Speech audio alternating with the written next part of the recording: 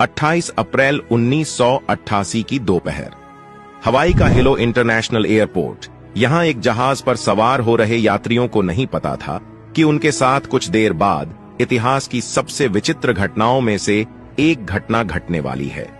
उन्हें क्या पता कि वे जिस हवाई जहाज में बैठ रहे हैं 24,000 फीट की ऊंचाई पर उसकी छत ही उड़ जाएगी और इतना होने के बाद भी वे जिंदा बचे रहेंगे। आज भी इस उड़ान के यात्री घटना को याद कर सिहर जाते हैं। अलोहा एयरलाइंस की इस फ्लाइट को हवाई की राजधानी होनोलुलु लैंड होना था।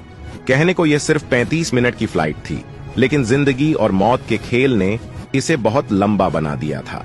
दूरी कम होने के कारण यह फ्लाइट दिन में कई फेरी लगाती। उस रोज ये इसकी 7वीं फेरी थी। फ्लाइट की कमान कैप्टन रॉबर्ट स्कॉर्नस्थाइमर और फर्स्ट ऑफिसर मिमी टॉम्पकिंस के हाथ में थी। दोनों को 12,000 घंटे प्लेन उड़ाने का अनुभव था। कैप्टन ने फ्लाइट में सब कुछ चेक किया और उड़ान भरनी शुरू की।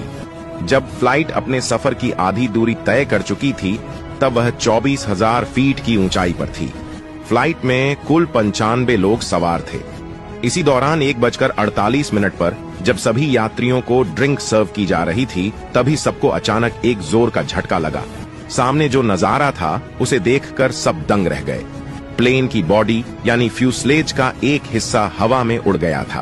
प्लेन की पहली से छठी रो तक की छत और दीवारें गायब थीं। स्वाभाविक है कि इतनी ऊंचाई पर अगर प्लेन की छत ना हो तो लोग बाहर की ओर खींचने लगेंगे।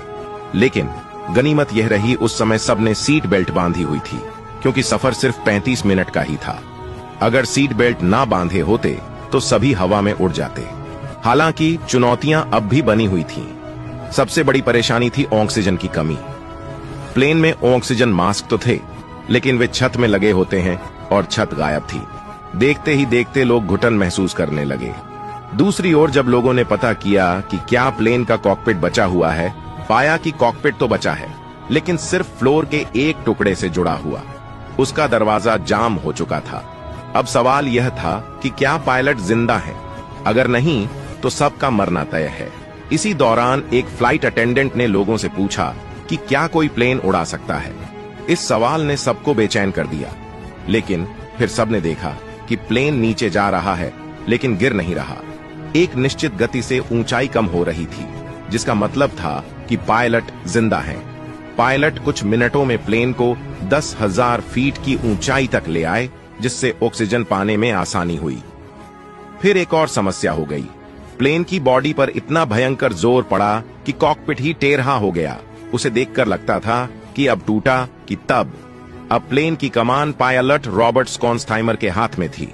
इसी दौरान को पायलट मिमी टॉम्पकिंस से नजदीकी एयर ट्रैफिक कंट्रोल से संपर्क किया, लेकिन बात नहीं बनी। नजदीकी एयरपोर्ट कहलुई था। एक अजीब समस्या यह थी कि ऊंचाई अधिक होने के कारण किसी को कुछ सुनाई नहीं दे रहा था, लेकिन किसी तरह एयरपोर्ट से संपर्क हो गया। वे समझ गए कि कोई बड़ी मुसीबत है। तत्काल रनवे को खाली किया गया। अब समस्या यह भी थी कि फ्लाइट का कॉकपिट टूटे होने के कारण उसे मोड़ा नहीं जा सकता था, और जिस जगह कहलुई एयरपोर्ट स्थित था वहां फ्लाइट को ले जाने के लिए 2 पहाड़ियों के बीच से गुजारना था। यह बिना फ्लाइट को मोड़े संभव नहीं था। रॉबर्ट ने सोचा प्लेन को पानी पर लैंड करा दिया जाए, लेकिन टूटे जहाज के कारण लोगों के पानी में डूबने का डर था। आखिरकार फ्लाइट को मोड़ने का फैसला लिया गया। किस्मत ने साथ दिया और फ्लाइट को सही सलामत मोड़ लिया गया। जब फ्लाइट एयरपोर्ट के पास पहुंची तो अधिकारियों ने उसे दूरबीन से देखा। फ्लाइट की जो स्थिति उन्होंने देखी उससे उनके होश फाख्ता हो गए। बिना छत का एक जहाज हवा में उड़ रहा था। अंदाजा लगाना मुश्किल था कि इस फ्लाइट में सवार लोगों का क्या हुआ होगा। आखिरकार पायलट ने विमान तेजी से रनवे की ओर बढ़ाया, लेकिन अभी मुसीबतों का सिलसिला खत्म नहीं हुआ था। अब फ्लाइट का लेफ्ट इंजन फेल हो गया था। पायलट के सामने कोई विकल्प नहीं था और फ्लाइट को रनवे पर उतारा गया। किसी तरह घिसटते हुए वह थम गया। हादसे में 7 लोगों को गंभीर चोटें आईं। लगभग 60 लोग घायल थे और सिर्फ एक मौत हुई थी। मरने वाली थीं फ्लाइट अटेंडेंट क्लाराबेल लांसिंग। उन्होंने सीट बेल्ट नहीं बांधी थी और अनुमान लगाया गया कि वह हवा में उड़ गई होंगी। घायलों को अस्पताल पहुंचाया गया। उन्हें खुद पर यकीन नहीं हो रहा था कि वह जिंदा हैं। इस मामले की उच्च स्तरीय जांच हुई, जिसमें अलोहा, बोइंग और सरकार तीनों को जिम्मेदार माना गया। बोइंग को पता था कि अलोहा की फ्लाइट जर्जर हो चुकी है, उनकी स्थिति उड़ान भरने लायक नहीं है। इसके बावजूद अलोहा कंपनी ने उनका मेंटेनेंस नहीं किया। कंपनी में कोई योग्य इंजीनियर भी नहीं था।